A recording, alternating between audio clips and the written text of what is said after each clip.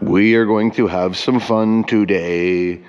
So Corey is away on holidays, so I get to go and rock and roll on the 58 meter for today and probably a couple other times this week too. So super exciting. Yay. It is the disgusting time of 3:30 a.m. in the morning. We got both these pumps on a 1,000-yard pour, so we got concrete for 6 a.m. So we're going to roll out of here in about a half an hour and do our thing. And yeah, we will check in with you when we're on site and doing something of more interest than lingering around the shop in the wee hours of the morning. I think I can actually hear the loser birds out right now. They call them that because when you're in your 20s and you come home at 4:30 a.m. in the morning after partying all night, and they make that chirping sound, it kind of sounds like loser, loser. Listen real close. Yeah, there they are. Anyhow, it takes me back to some fond memories. How times have changed. Anyways, we got some concrete to pump, so we will get rolling here. And yeah, it's going to be a good day. One other thing while I'm here, there were a couple viewers that requested in the comments a yard tour. Here's the quick down and dirty. 58 meter, 56 meter, 40Z detachable placing boom. VSP line pump, TK truck mounted line pump, 39 HPD with the boom removed, currently sitting on a high rise. Beside that is the little 24 meter Z boom. Beside that is the 47 meter Z boom, and our 38 meter 5-section Z boom is kept at a satellite location, a secret satellite location, not to be disclosed ever. Anyhow, that's the quick nitty gritty of it. So we are currently running 8 machines. We have had as many as 14 machines, which is 6 more headaches than 8 machines. 8 machines is a lot more fun. And on the down low, it's kind of better for the bottom line too. Shh, don't tell anyone. Anyways, that's the quick tour there. Oh, and there's a little the pedestal for the 40Z placing boom, which is currently undergoing some tweaks before it's ready for the job site. So, and there's all the pipe. We got to paint that and put that back on too. So there is some work to be done. That is Tony's current project. So anyways, let's get down to it. All right, so this is fairly annoying. I fired the truck up and the regen light is on. So now I gotta do a manual regen before leaving the yard, which typically takes 15 to 20 minutes to do. This one is the first iteration of regen where it injects diesel straight into the catalyst system, thus creating heat, thus scrubbing particulate from the particulate filter, or something like that. So while I'm waiting around here, what I will do, I'm going to prime with bentonite through the prime port today on the big pumps. That is typically kind of how I do it. So I'm going to go over to my stash of bentonite here. Precision scoop. We'll do 1 full scoop, which I can see here, but I can't. The bag's kind of minced. That's 2/3 of a scoop. Let's add 1 more third to top it up. About that much. We will replace the lid on the bentonite container. With this stuff, if you leave it exposed to the air, it absorbs moisture from the air. And then when you do, time does come to use this stuff, it doesn't mix up nearly as well. You end up having to use a drill to give it a thorough agitation. But when it's nice and fresh and dry like this, all it takes is a little bit of water pressure. I'll just do a little bit of this, and I'm going to load this bucket pretty much all the way up. And by the time we get to the job site, I should have a near perfect pancake batter type consistency for introducing this product into the prime port. But yeah, I really like using this stuff. This is by far the most effective primer. Even on this big boom here, I'll prime this thing out with a nasty mix, Z'd right up if I'm using this stuff. That is how confident I am in it. So works really, really good. And that sack that's inside that Tupperware container there is about $15. So I probably used about 50 cents worth of bentonite to make this nice full bucket of product. What you'll find with this stuff, unless you mix it with a drill or with hot water right off the bat, it will take a while to reach the ultimate consistency. It's going to be really, really watery right now. By the time I get to the job site, half an hour from now, it should be, like I said, like pancake batter, or possibly like yogurt. And if it's like yogurt, what I will do is add a little bit more water to it. So we'll leave it about there. And I got this little 2x4 here, so why not, you know? Just give her a little bit of agitation. You see how wet that is right now? It's basically like water. Let's check back in with this stuff in about half an hour time from now, and you will see how it is transformed into something wonderful. Check back in a bit. All right, so here we are. So what we're pouring is this raft slab here. Now what our plan is to pull the 56 meter right up into this area here, hopper there, and then the truck's back straight on. And what I am going to do, what I was supposed to do, is drive straight in that gate that's currently locked. Drive straight in there, nose right up, and I'll get two at a time easily in and out of here. So I'm just going to drive through here, back into position, and hope and pray that somebody actually locks or unlocks that gate, I should say. So that is the plan. So the idea is that he reaches 2/3 of the slab, I reach pretty much the whole slab. We'll start preloading at the same time, then he'll top up, I'll be preloading, he'll top up, I'll be preloading, he'll top up, I'll finish out. Bang, bang, bang, we're done. So anyhow, we'll get these things set up here. Oh, Mike's got the paint can out. Things are getting serious. Oh, and the tape measure. Oh man, we're in for a show. The doctor is at work. Here we go, a little bit of rear steer action. A little bit of rear steer maneuvering. There we go.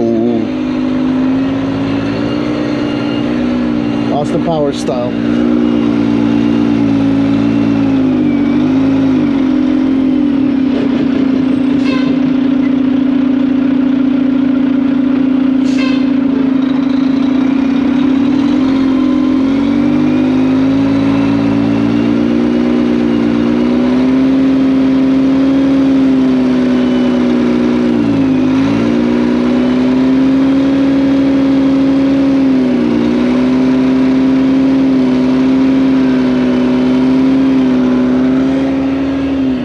Kind of like that. Man, it makes things easier with those rear steer axles. Let me get out here and have one more look.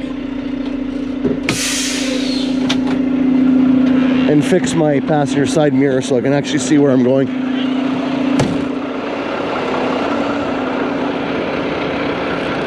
That's better. So I am going to keep the back end short rig kickover tight. I don't need that back leg out because it will not be booming beyond the two fully extended front outriggers. As such that worst case scenario, we can still get lumber trucks in and out on the other side of the pump here. They have been forewarned this is supposed to be our area for the entire day, but we know how that goes. So we will set up to accommodate the worst case scenario. Oh, Mike's got the tape measure out for me too. What a guy. Look at that. I'm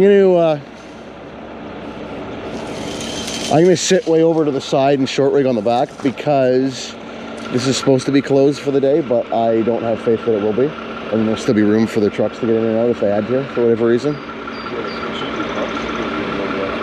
No, because I think you're gonna be, if I sit here, I've got enough reach, I can actually reach the whole slab, and if your pump were to shit the bed, then we're still good. But if we put you here and me there, you'll be a little bit short in spots. So plus I'm longer, and I think you being shorter helps over there for getting the two mixers in, I believe.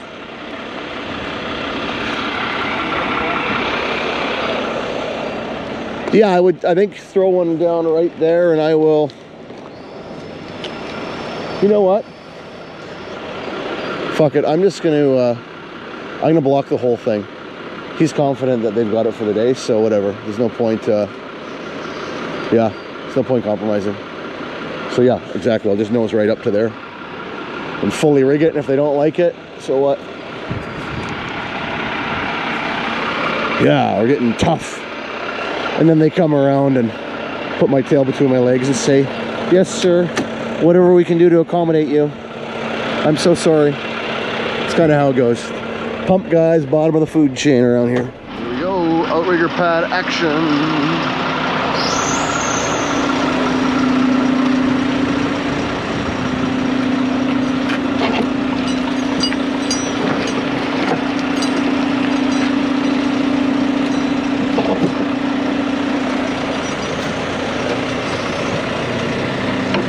Jimmy it over a little bit? Yeah, that's all right. I can just move to my pry bar.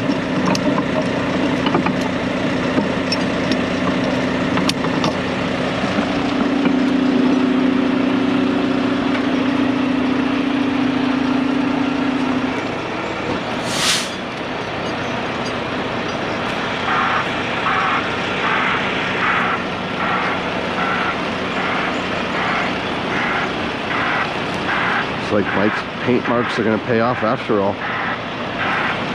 Good job, Mike.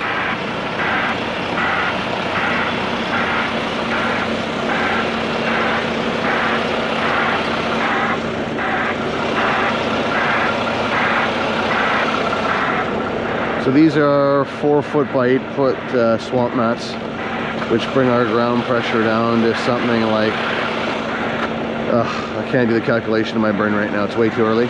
Probably like 10 psi. Ground like this. Asphalt is rated for 29 psi.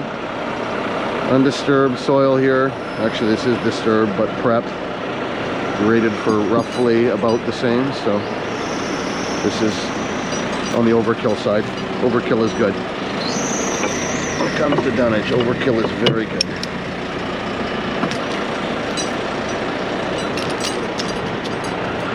That's what we got. Okay. I'm going to pace this out with my feet here just to make sure I'm where I want to be.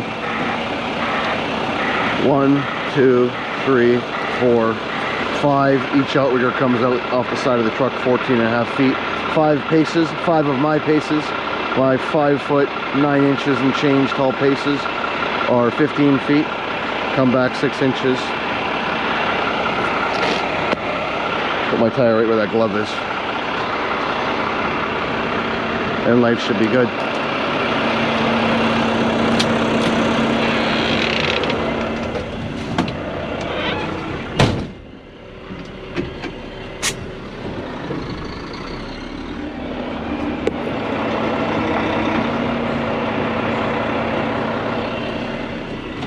Back a little bit. The outriggers on this pump sit about 2 feet in front of the front bumper.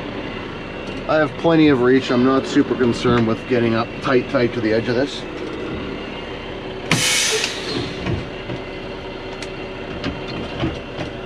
Seventh gear, or ninth. Actually, it's 7th on this pump with the splitter in high. Always in high. If you don't have it in high, you're going to cheat yourself at a 250 RPMs and some hydraulic flow and some maximum pumping capabilities. So the other thing I do is once I've put it into gear, let off the clutch, load things up, then switch it to PTO. As such, not to risk breaking the shift fork. That's something I learned very early on in my pumping career. Put it in gear, put a little bit of load on the transmission, clutch back in, then switch it into PTO. Shoot, I think we just had the pro tip of the day without even planning it. Imagine that. Okay, let's sit up and check back in with it. I think I am 8 inches too far away from the pad. Let's see.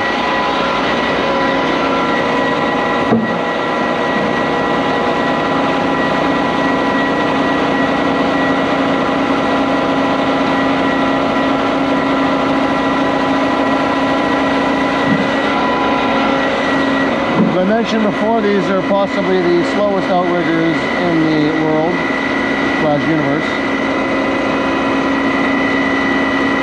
I'm probably going to edit this and skip to the end part. Yeah, that's what I'm going to do. Let's see how we're going to do here.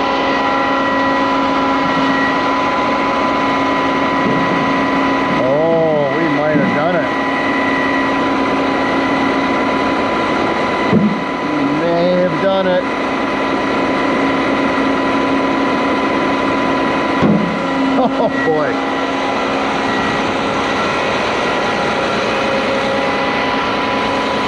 Look at that. Sometimes we win.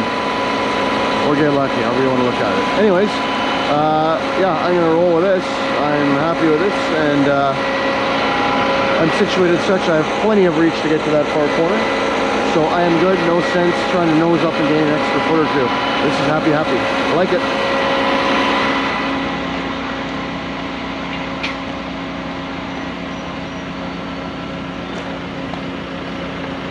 It was supposed to be dummy locked, but it's locked. Oh no. Yeah. Some on his way though, I think the guy. Some dummy locked it instead of dummy locking it. Yeah. Yeah. Exactly. Well, we'll see. We could break it.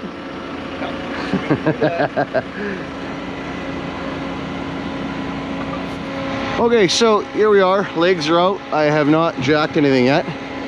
So what we're going to do, I always start jacking outriggers from the lowest point of the pump, which in this particular case is the driver's side front corner. So start with this one.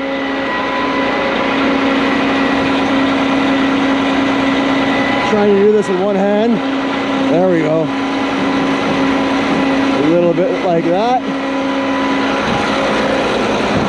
We'll move to our passenger side front corner.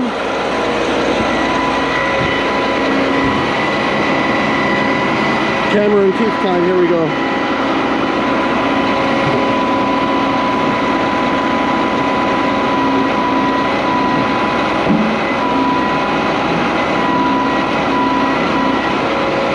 Like that. And then what I'm going to do when I bring up the back end here,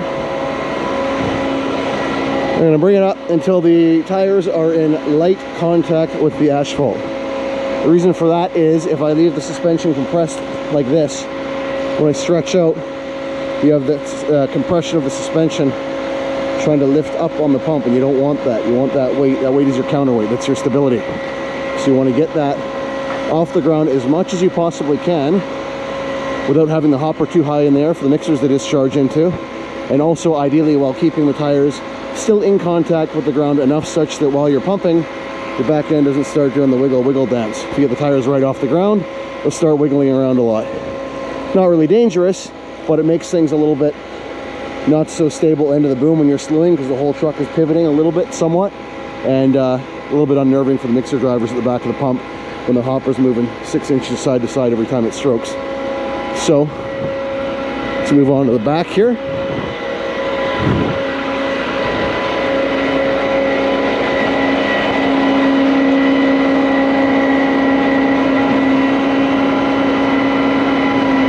We'll take some weight off these tires. There we go. Perfect. Now we're going to run to the other side. And the other thing I should mention is if you don't do this when you do stretch out, you'll end up with outriggers picking up off the ground on the non-working side. Not dangerous, but makes the pump a little bit more bouncy at the end of the boom. So take this side up a little bit.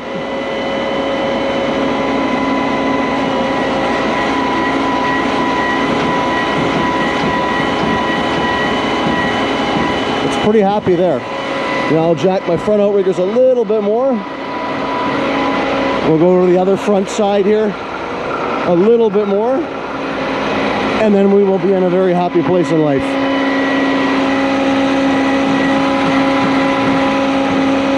There we go. So as you can see, the tires are still touching down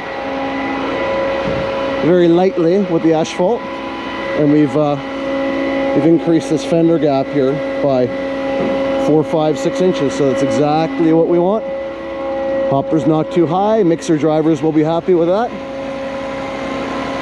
It should be all good. So I'm going to get unfolded here, and we'll check back in a little bit. Just for a little demo here about what I was talking about when setting up while I'm unfolding here. Watch as I slew. I'll just kick the boom around a bit. So that back end does move. Because my tires are planted, it doesn't get too wild.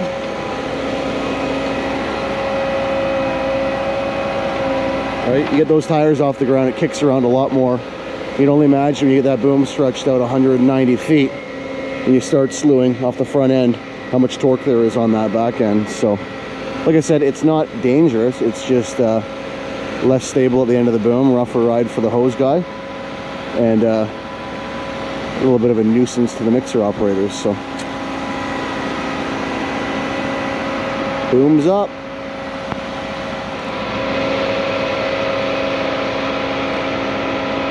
It's a race. Which one can get unfolded first?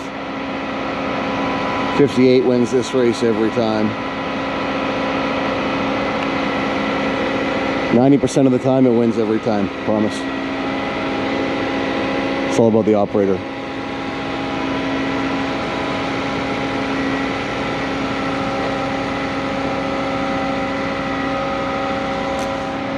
All right, let's check back in on our bentonite, see how it's doing. Give her a little stir with the shovel here.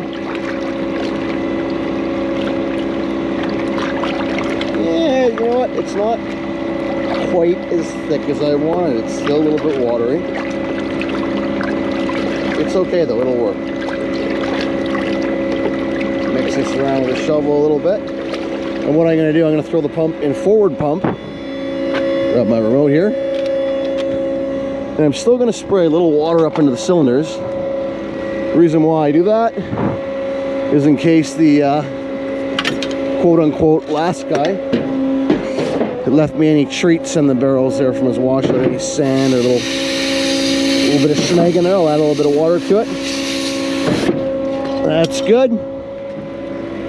Give this one more little mixy.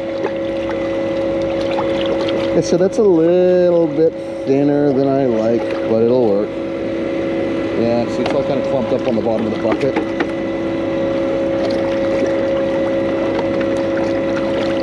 Whatever. It's good. Okay, camera and teeth time. Here we go.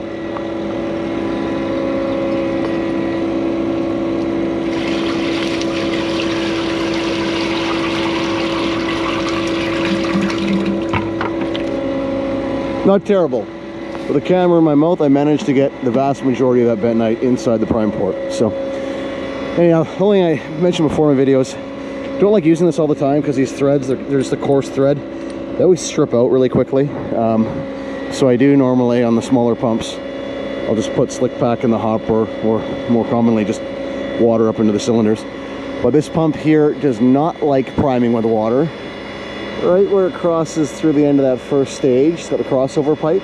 It gets really cranky in there. It's been like that since new, and I've tried many times. So I don't know, maybe it was built on a Friday afternoon. I'm not really sure. It's kind of weird that way, but anyhow, bentonite is the way to go for this one. So we're all set up, just waiting on concrete. It should be here in a couple minutes. Better get cracking. We're on the same page with how we want to pour this.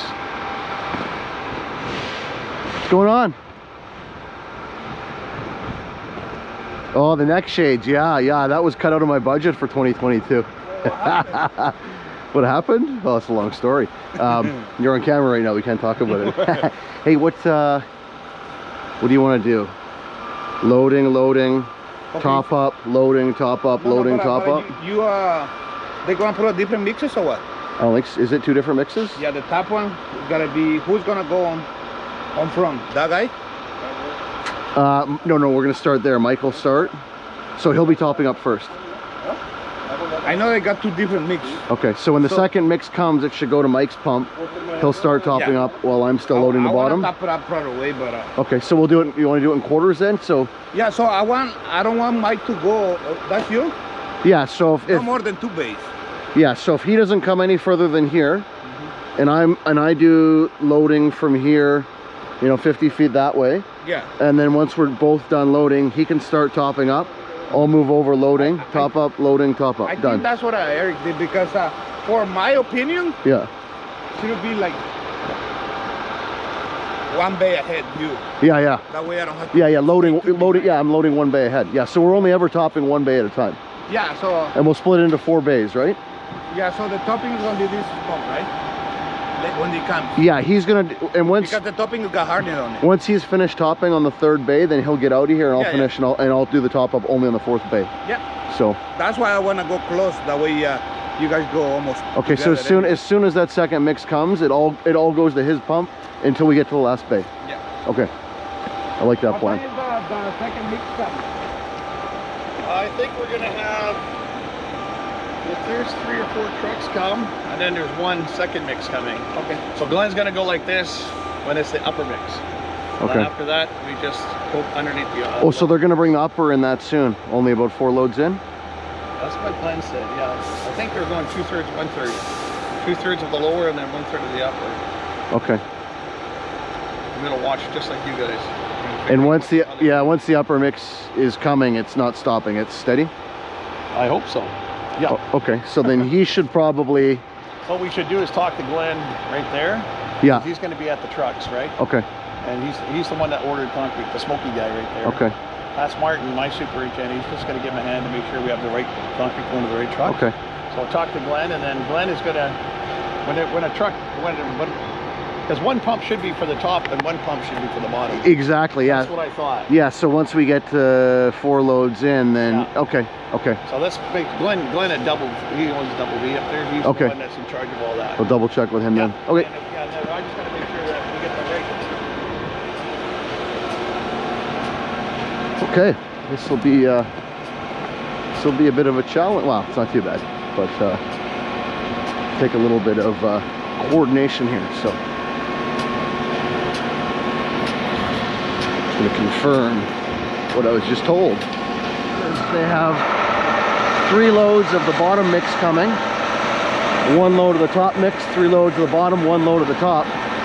So it's going to be constantly back and forth between the 2 pumps here, trying to coordinate between the pumps, the placers.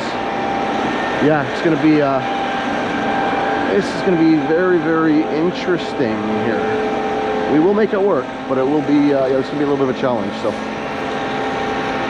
it's okay. That's what makes it exciting. That's what makes the day go by fast, right? Challenge. Yeah, just keep telling myself that. Yeah. No, none of that. This is family friendly.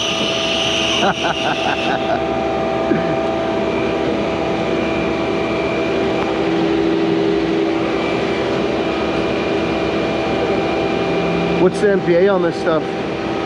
35? MPA? 35. Okay. 35 C1. And what's the top up? Just has hardener in it? Yeah. Okay. So Okay.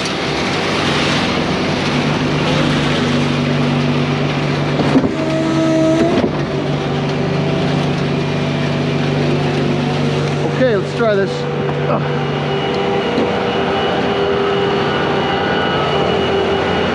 I need a cool catchphrase to start the forest. Muddy Feet's got his, it's showtime, ladies. I need something cool like that. Comment below. Any ideas? I'm not creative like that. I'm just a pump guy.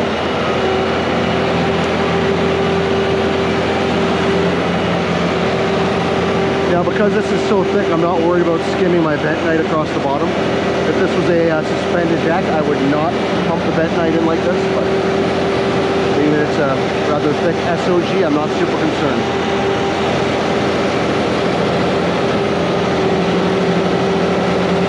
I don't know where they're going to want to take me once we get going here. I'm a little bit confused now, so we'll see. There's the concrete. There's the concrete.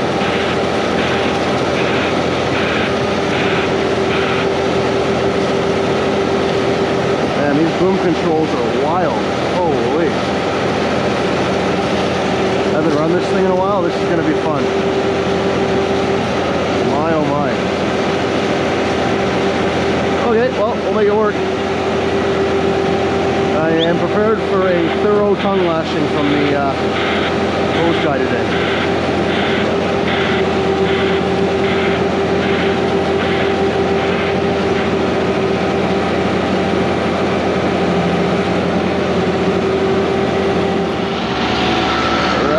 We are trekking along here.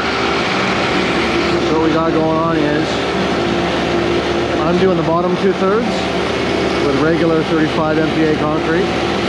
Mike's pump over here is topping up with 35 MPA concrete, but it's got hardener added into the mix, surface hardener. So I'm doing all the bottom stuff.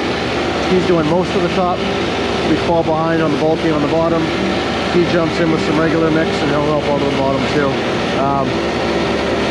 A little bit of a change of plans here. The initial talk was doing the slabs in quarters, but now we're just doing it in 12-foot bays. The problem with that is Mike's pump only reaches 3/4 of the slab. I was going to pour out the last quarter of this one. Well, that doesn't work now. He doesn't reach. So what we're going to do is move his pump probably around to the other side of my pump there so he can get that far in. So he'll leapfrog over me, and then we'll just keep doing this, which is fine. They can stack up the surface hardener mixes while his pump is moving. They only get one of those for every 4 loads of regular mix. So I'll just catch up on the bulking while we move the pump, and it should be relatively seamless. The other thought was maybe just nosing him in here and he gain about 60 feet of reach. I think we need more than 60 to get where we want to get to and do what we want to do. So I think we're just going to move him over on the asphalt on the other side of me. But we will see here. So far it's going good. Service is pretty good. And yeah, we'll be out of here before dark. Sure hope so, anyhow. Probably 200 cubic meters in. We've been at this for about, I don't know, hour and a half, 2 hours. It's a little bit slow at the start, but now we got a pretty good flow of trucks. They upped the slump a little bit. It was quite dry and sticky. It was difficult for the drivers to get the mud in the hopper quick enough. So we have seemingly alleviated that issue, and things are going pretty good here now. So. Can't wait to get a little break in the action here. The controls on this pump, let's just say if you ever wanted to set a remote up as a practical joke to screw somebody over, this is kind of how that remote has been set up. Nothing makes sense. Some sections are fast, some are slow, some engage super quickly, some you gotta move the stick half a mile to get them to start moving. It's a real dog's breakfast. So when I get a little break here, I'm going to dig into this and try and make it at least reasonable here. Pretty wild at the start. Borderline embarrassing. So it's okay though. We'll fix it. All good.